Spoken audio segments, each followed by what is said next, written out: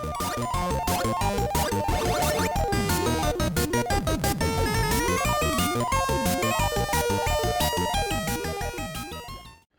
this is Jeff from the Ozark Mountains in Missouri, USA. Well, we're back over here at the retro kitchen table turned retro computer table, and that means it's time for everybody's favorite episode, Ferengi Fridays. Ferengi Fridays is where we take a look at the recent acquisitions that have made their way into the shop. This time we've got a nice sized box here all the way from Japan, courtesy of Zen Market. So I'll get this unboxed and we'll have a look at what's inside. Let's jump in. Thanks to PCBWay for sponsoring this video. They not only do PCBs and flex PCBs, they also have 3D printing service, injection molding service, they do CNC machining, sheet metal fabrication. Head on over to PCBWay.com right now. Check out their 10th anniversary celebration. There are special coupons and drawings. Check them out now.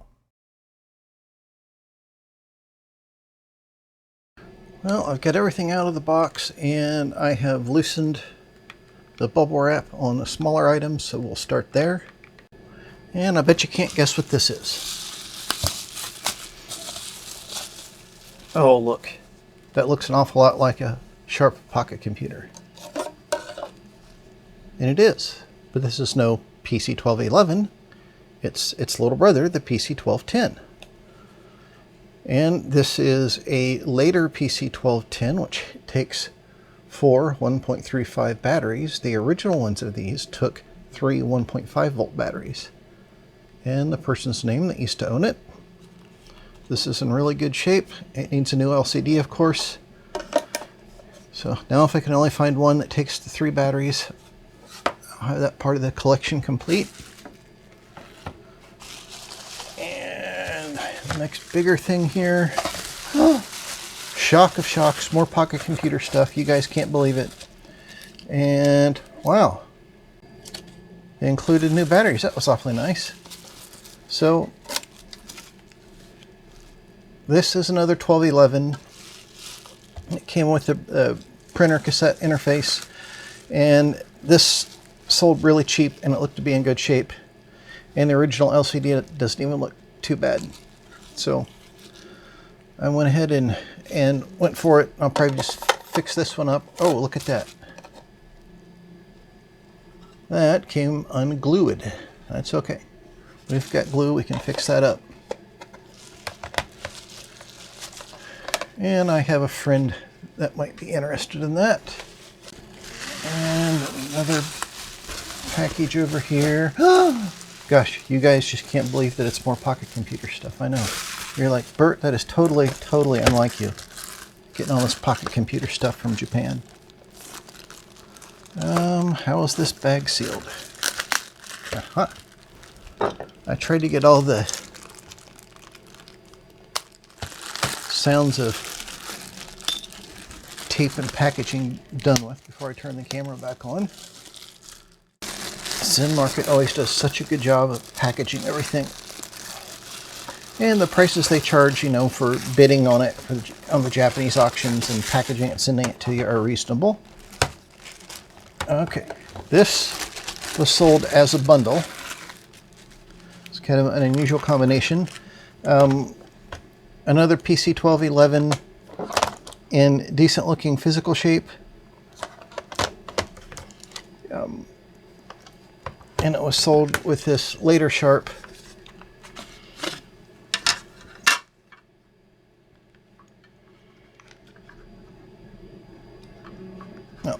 No batteries in it.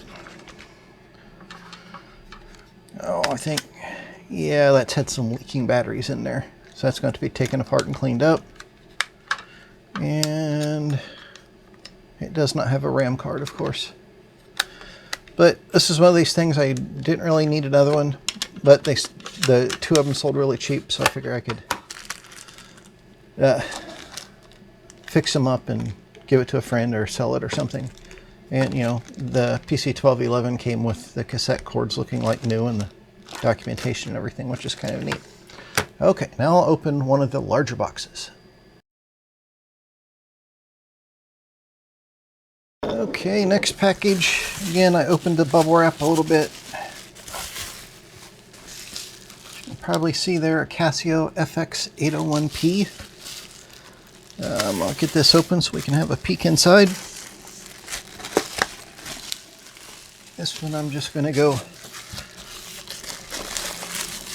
Christmas wrapping paper mode and rip the plastic bag apart. Okay, so we have the manual in Japanese. Really nice. It's nice they take the care to put stuff in the envelopes like that. So, rather nice looking manual.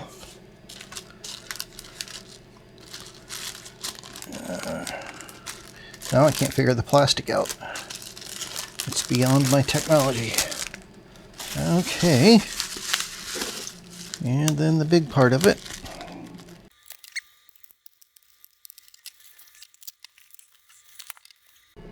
Okay, I spared you all the crinkly of the bubble wrap. And we'll just do the final part here together. So we've got a nice big case here and a smaller power supply. So this is the Japanese power supply, 100 volts in, 7.5 volts out. So I won't be able to use that directly. Check this bad boy out. Micro cassette. The screen is here. And if you can just see here, this also went pretty cheap because this LCD is looking nasty. And to me, that just looks like, I don't know if I can get you a shot of that. Yeah, maybe you can see that. This just looks like the polarizer has gone bad. That won't be too difficult to replace if it's just that. But it went inexpensive enough. I thought I would give it a punt. Largish keyboard here, small printer. The eject doesn't seem to want to eject. Do you push it down, pull it up? Don't know. A box to store cassettes in, some more cassette storage here. Of course,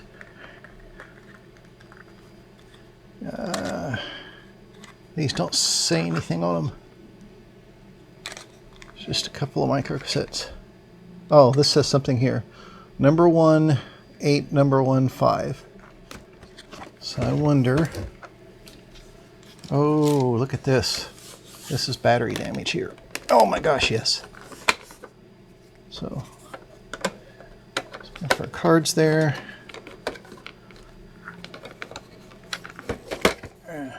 Gosh. There we go. Okay, I got to get a prying device to try to take that cover off.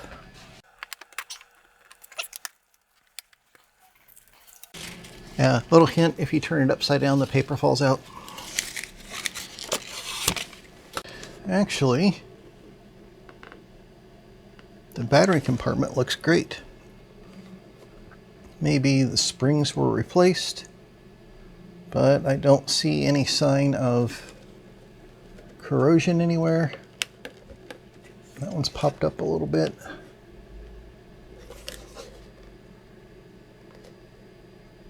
Maybe somebody did replace them, but if they did a really good job of cleaning the compartment up. So let me see if I can find some batteries or a power adapter for this so I can see if it works. Okay, I installed 6 AAs, and even with the glare there on the screen, you can see it says ready PO. That's all blotchy. That is the front polarizer, or maybe back polarizer going bad. But those can be fixed. Let's see if we can thread the printer paper in here. There we go. And there. Boy, that was awfully stiff. Yeah, definitely something needs lubricated there. It's a little dirty inside. And on the right side here is LCD contrast and printer contrast, which is kind of unusual. I don't think I've ever seen a printer contrast before. So what happens if we go LPRINT 15? Error 2. I bet that is a syntax error. What if we just go some gobbledygook letters? Error 2.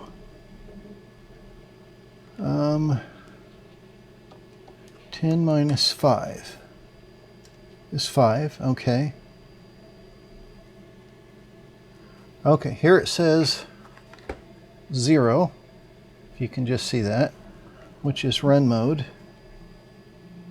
And so yellow function keys, there's yellow on top of here, blue, there's there. And I should be able to, if I could get it to go to mode 7. Mode 7. Oh, you hit mode 7 and it changes to print up here. I don't know what that 0 there is. So now if we go 15 minus 5, it prints 15 minus 5 with a 10 underneath it. Interesting. Okay, so the big challenge with this guy is going to be refurbishing the LCD. So we're never going to get another one like it. Oh, okay. There's also a function button indicator up here in this corner of the LCD. If I go mode 8, it shuts the print off. So it's going to need some cleaning, lubrication, and some LCD refurbishment, but in general it works. That's cool. This is such a neat looking machine. Okay, next bundle of stuff. Get the bubbly wrap off of there. And we have a couple things in a big bag. Again, I'll just do this. These are both Casio. I must have been on a Casio kick the last couple months. I guess we'll go smallest one first. Casio personal computer. Check that out. So this one's a little dirty. I did a video on this or one of its ancestors a while ago where we made a banner printing program. And it was missing this bottom plate. This has had some foam disintegrating in here. And power on. Yeah, you've got to take screws out to put batteries in it. And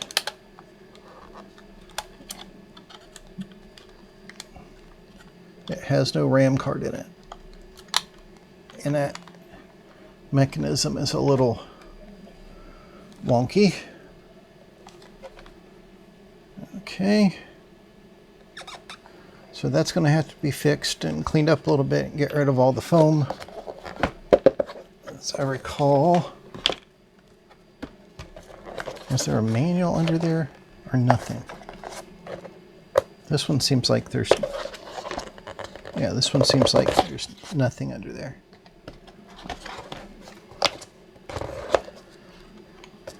That one shouldn't be too tough to refurbish. And again, this is a Japanese adapter, 100 volts in, so need a variac before that, or a matching transformer to get the right voltage in order to use that. Okay. Next box up. And it is in there.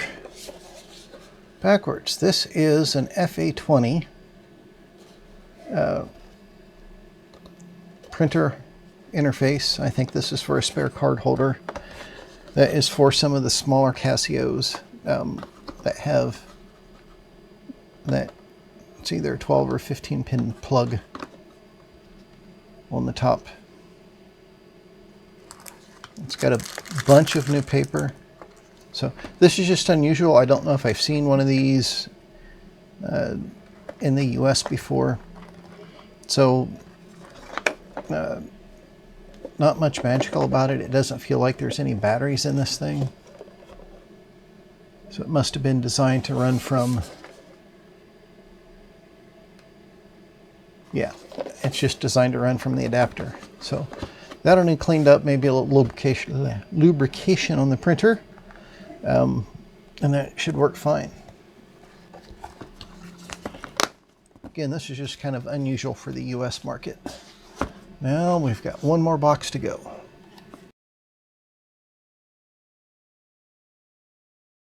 Okay, the last box.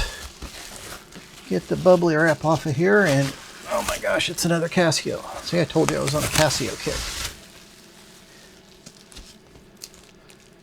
Now this is some documentation I got separately. This usually goes fairly inexpensively, and it gives you an idea what was available in the Japanese market. So this is for that 820, or this one's a 750p, very similar design. And okay, we'll get this guy open. You can already see what it is. That Casio FX-801P.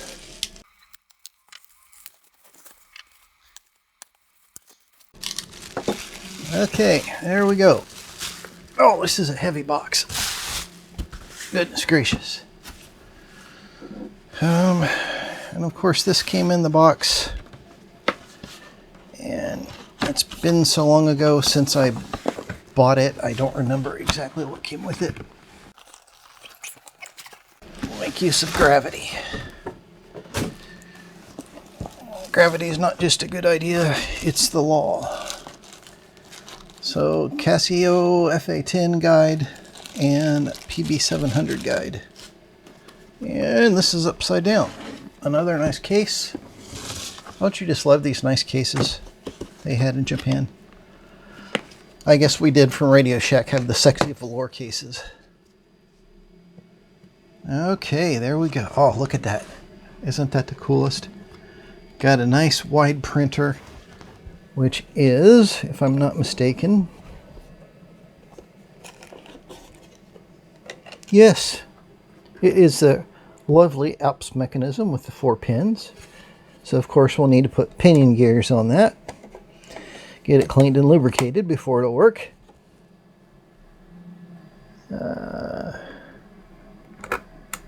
Micro cassette. Printer control buttons. Cassette control. Big honkin' power supply, which again is 100 volts, Japanese input voltage. Cassette with nothing written on it. For the external cassette interface, plotter on, cassette on, and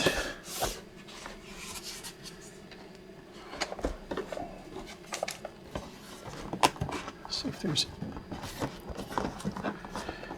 anything under the platform like a manual. Oh, look at that. That's a paper rod for the printer. This here where you can see it. There is a cassette case, paper stands for the printer, and pin caps, and a couple spare rolls. Alright, well somebody scratched their name off there, which is unfortunate, but maybe we can put a sticker on there to hide that. It looks to be in fairly good shape. In here there was room for 3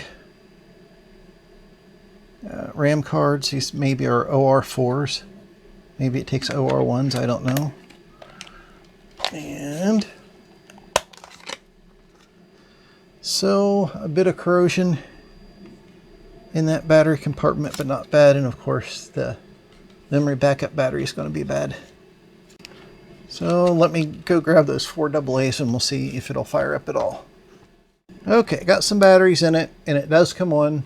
The display is not real dark, and it's got some missing stripes, so I need to try to reseal the ribbon or flat flex cable to the LCD. Hopefully that'll be okay. And 55 times 55, enter, 3025. It's hard to read in person, probably harder to read on camera. Got a little scratch there where somebody scratched the name off of it. I think I mentioned that already. The external peripheral connector. We looked at the back of this already. The printer here does have the external cassette thing, and as heavy as it was, I thought it might have a battery pack inside. But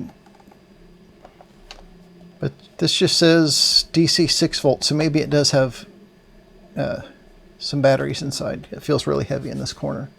And then DC 6 volts, and then it lists the AC adapter. So we will have to see. Hopefully those haven't corroded and ruined everything, but I just thought this was a cool machine that I don't think we got here in the USA.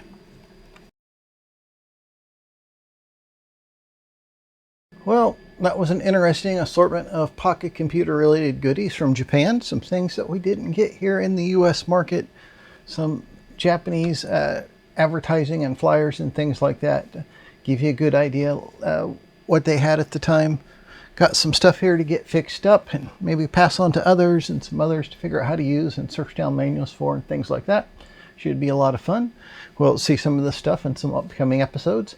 If you have any questions or comments, just leave them down below in the comment section. I'd love to hear from you. Thanks to everyone who helps support the channel through Patreon and other means. There's some information about that in the description. And until next time, bye.